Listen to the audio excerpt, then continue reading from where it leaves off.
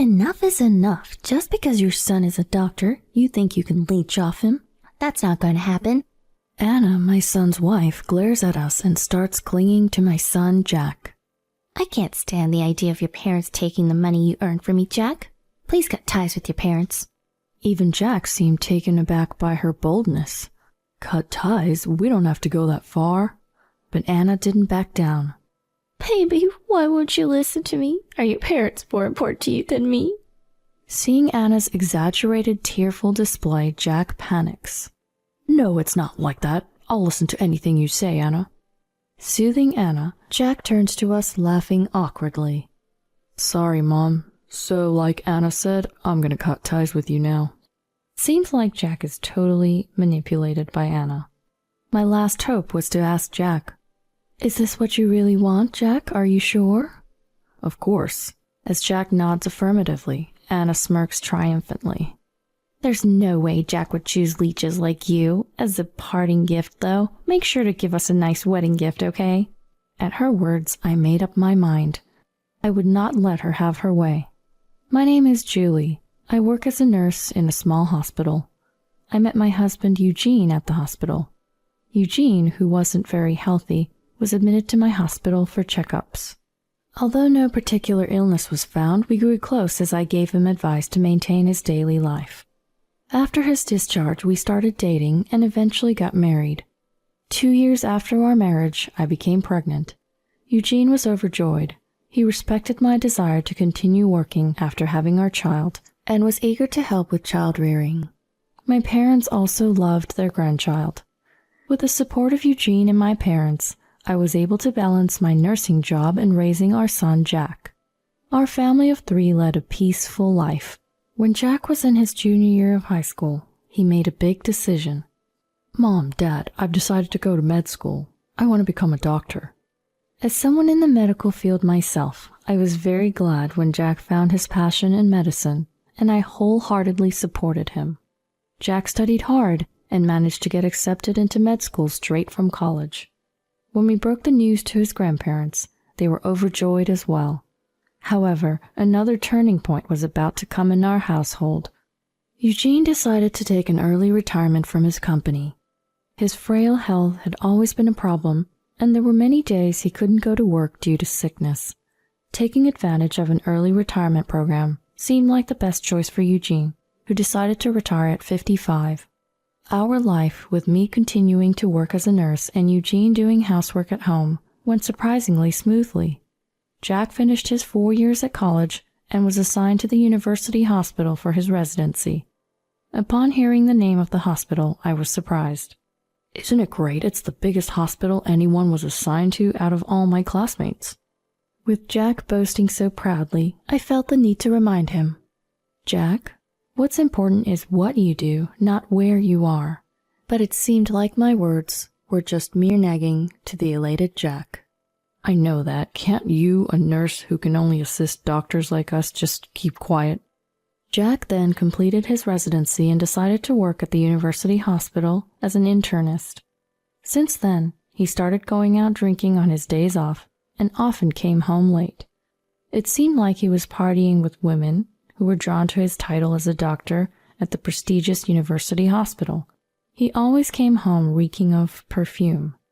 After about a year of this lifestyle, one day, Jack introduced us to a woman he wanted us to meet. Hello, soon-to-be father-in-law, mother-in-law. The woman who introduced herself as Anna greeted us without hesitation. Anna, how did you get to know Jack? When I asked, Anna answered openly.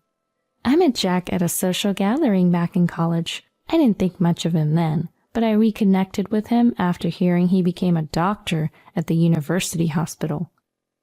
I see. Anna didn't even try to hide the fact that she was more attracted to the title of a doctor than to Jack himself. Meanwhile, Jack, completely oblivious to this, was grinning at Anna. I was surprised when Anna suddenly contacted me. She was the most popular girl in our circle, and now she's saying she wants to marry me. Ha ha. As we sat around the table with Anna, the conversation turned to Eugene. You're a nurse, aren't you, soon-to-be mother-in-law? I heard you met your husband at the hospital, but was he a doctor too? My husband Eugene graciously answered Anna's question. No, I'm just a regular office worker, although I did take an early retirement, so I'm not working now. You're not working, so you're unemployed? Anna's eyebrows furrowed at this revelation. I don't think you call someone that retired early quite simply unemployed. Eugene tried to laugh it off, but Anna's demeanor suddenly shifted. If you're jobless, it's the same thing. What? Eugene was taken aback by Anna's sudden condescension, but she continued with a scoff. It's really inconvenient for me to have a mother who's just a nurse and doesn't make much money, along with an unemployed father. What do you mean inconvenient? Don't you think it's inappropriate to talk like that to us, your soon-to-be in-laws? I blamed Anna, but she showed no sign of remorse. Don't get cocky just because your son is a promising future doctor. She sighed heavily and then looked straight at us. Please don't come to our wedding. What do you mean? The professor from Jack's med school, who's also his boss, is planning to attend our wedding. It would be embarrassing if his parents were just a nurse and an unemployed father. Hold on, it's absurd for both parents to not be attending their child's wedding. Just tell everyone you're sick, then no one can complain, right? But I tried to object, but it was clear that Anna's decision was firm. Eugene then turned to Jack. What do you think about this, Jack? What, me? Jack, taken by surprise, was at a loss for words. Before Jack could answer, Anna interrupted. Enough is enough. Just because your son is a doctor, you think you can leech off him? That's not going to happen. Anna glared at us, then starts clinging to Jack. I can't stand the idea of your parents taking the money you earn for me, Jack. Please cut ties with your parents. Even Jack seemed taken aback by this declaration. Cut ties? I don't think we have to go that far. But Anna didn't back down. Baby, why won't you listen to me? Are your parents more important to you than me? She exaggerates her crying for effect. Panicked, Jack responded. No, that's not it at all. If it's your request, I'd do anything. Jack, who managed to calm Anna, addressed us with a foolish smile. I apologize, Mom, but I'll have to go with Anna on this one. We're cutting ties with you guys. It seems like Jack is totally manipulated by Anna. Betting on my last hope, I asked Jack, Is that really what you want, Jack? Are you sure about this? Of course. Jack replied with a nod. Anna, looking triumphantly, retorted, There's no way Jack would choose leeches like you. As a parting gift, though, make sure to give us a nice wedding gift, okay? Days later, an invitation for their wedding arrived at our home, with the regretfully declined box already checked. The invitation even had a section saying, Please send your gift cards to the following address. As I was flabbergasted, our home phone rang. It was my father. Julie, we just received an invitation to Jack's wedding, but the regretfully declined box is already checked. It also has an address suggesting us to send gift cards to. What on earth is going on?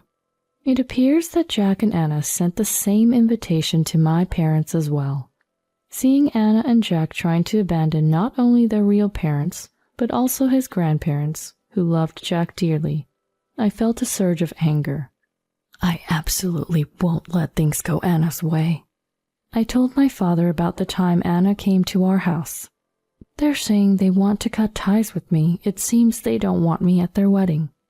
Hearing my story, my father was bewildered, but I asked, Dad, I have a request. On the day of the wedding, can you go with me to Jack's ceremony venue? But Jack doesn't want us there, right? I don't intend to attend the ceremony. Apparently a professor from the university hospital, who's also Jack's boss, will be there. I'd like you to tell him about what's happening when you see him at the venue. I see. Okay. If Jack has cut ties with you guys, it's essentially the same as cutting ties with his grandparents as well. My father, who had figured out my plan, willingly agreed to go to the venue with me. In addition to that, I did my best to verify Anna's reputation before the wedding day. The day of the wedding arrived. When my father and I arrived at the venue, Anna and Jack were surrounded by their invited colleagues who were all doctors. I heard your parents are unwell. What a shame. It's your wedding. Well, it is what it is. Jack answered with an awkward smile. A professor approached Jack, also posing the same question. Why isn't your grandfather here? Surely he wasn't left out of the invite list, right? Thank you for your concern about my grandfather. I haven't seen him in years, so it's no big deal. He might even be getting a bit forgetful by now. Unaware of the professor's puzzled expression, Jack remained nonchalant. My father, who had been watching from the sidelines next to me, could no longer contain his frustration and walked over to Jack and his group from behind a pillar. Who did you say is forgetful? At the sound of my father's assertive voice, Jack and Anna turned around. Who is this old man? Beside a puzzled Anna, Jack's eyes went wide. Grandpa, what are you doing here? Then, spotting me beside my father, he became furious. And Mom, too? I told you not to come since we've already got ties. Jack's superiors glanced between him and my father, whispering amongst themselves. That man is... Yes, indeed. Could it really be him? What does he mean by cutting ties? As the doctors started to murmur, the professor asked Jack in a stern voice. What do you mean by cut ties, Jack? Oh, well, about that. Jack started to panic. Before he could respond, Anna intervened. Jack's jobless father tried to leech off him who has a promising future, she exclaimed before I could rebut. We couldn't let such parasites meet esteemed individuals like you, Professor, so we politely asked them to refrain from attending the wedding. With a look of disdain, Anna continued while glancing at my father and me. I can't believe they actually showed up at the venue. Bringing along a shabby old man like him, did they think they would earn everyone's sympathy? Regardless of the number, parasites are nothing but a nuisance. At the word parasite, Jack's bosses urgently start speaking to Anna. Well, what are you saying, miss? What am I saying? It's the truth, isn't it? Jack agreed that his family shouldn't be invited to the wedding, right, Jack? Yeah, Anna's right. If you think being blood-related means you get away with anything, you're dead wrong. Even if you're family, I won't let them harm my bright future and career. At Jack's confident declaration, the doctors turned pale. Jack, you really don't know, do you? What don't I know? At Jack's surprised look, his boss doctors simultaneously disclose. Your grandfather standing there is the former deputy director of our hospital. What? There's no way, right, Mom? Jack, looking worried, turns to me. I tell him the truth. It's true. Dad was the deputy director of your university hospital. No way. You never mentioned it. Jack looks intently at my father, and my father tells him. I was asked to keep it from you by Julie because we didn't want to put unnecessary pressure on you. Pressure? I explained to Jack. When I became a nurse, my father was already a respected doctor in the hospital. Being the daughter of such a capable man was pressure to me. I didn't want you to feel the same. So you kept it from us? The professor turns to Jack with a stern look. Your grandfather is my mentor. Calling my dear mentor a parasite is extremely offensive. And the fact that you don't even appreciate your parents and family who've supported you this far, I'm disappointed in you. Under the cold gaze of the professors, Anna rushes to cling to my father and me. We really did want to invite my in-laws. Since you're here, please attend the ceremony. I'm just amazed at Anna's quick change of attitude. I firmly tell Anna, I decline. The only reason we came here today was to make it clear to the guests why we couldn't attend the wedding. We have no intention of attending the ceremony. But we're a family. Don't you care about Jack? Family? Weren't you the one who said you wanted to cut ties with us? We're not a family or anything. We're strangers. My father backs me up. When my daughter cuts ties, that means I lose my connection as a grandfather, too. It seems my daughter has had her say, so we have no more business here. Mom, Grandpa, please wait for me. Jack weakly muttered. The professor, as if to add insult to injury, said, Being a doctor involves facing and working with people. If you can't respect your family and elders, you're not fit to be a doctor. It seems you'd better grow as a person in a local hospital, not in our university hospital. You mean... Get yourself transferred to a hospital in our rural network. You mean I'm being sent to the countryside? Anna glares demonically, while looking at Jack, who was stunned. Rural assignment? You must be joking. I only married you because you were working at the university hospital. Anna confronts Jack, shrieking about divorce. I'll make sure you pay alimony. Anna never really intended to support Jack as his wife after all. There was no longer any reason to be considerate of Anna. Anna, you're the one who's going to be paying alimony. My words surprised Anna. She looked at me. What? Why should I have to? Anna, you've been having an affair, haven't you? What? Suddenly, Anna began to panic. What kind of evidence do you have to make such an accusation? I laid out several photos in front of the flustered Anna. They showed Anna snuggling up to an unknown man like a couple entering a hotel. I asked her classmates about what they thought of you, Anna. They testified about the affair, and I've been investigating ever since. Here's the proof. Upon seeing the photos, Jack started to shake. Anna, you were meeting this man behind my back? It's not what it looks like, Jack. Hear me out. Why should I? I don't want to hear any excuses. Disgusted by their ugly argument, the guests following Jack's father started to leave one after another. The squabble continued until the venue staff had to intervene. By the time they realized, there were only a few guests remaining. The situation was far from conducive for a wedding, so the event was called off. Jack went straight to the city hall to collect divorce papers. I have no intention of continuing to live with a cheater. No way, without your prestigious university hospital title, you're nothing appealing to me at all. Both stubborn and resentful, the two swiftly went through with their divorce. Subsequently, Jack received an official resignation notice from the hospital and was transferred to a hospital in the country. Working alone in the countryside, Jack seemed to be realizing his own immaturity as a doctor. Anna, on the other hand, had to pay alimony to Jack because the evidence of her affair which I presented became the deciding factor. After distributing her assets during the divorce and using her savings to pay the alimony, Anna, seemingly unrepentant, was spotted lurking around the university hospital, desperately trying to charm young single doctors. However, word of her divorce had spread throughout the hospital, and not a single doctor was willing to fall for Anna's advances. Still, Anna couldn't give up her aspirations to be a wife of a doctor working at the university hospital. She had become quite famous in the hospital as the desperate old lady chasing after doctors. Meanwhile, I've been continuing my job as a nurse. Eugene's health has become stable recently, and he's taken a great interest in cooking as his new hobby.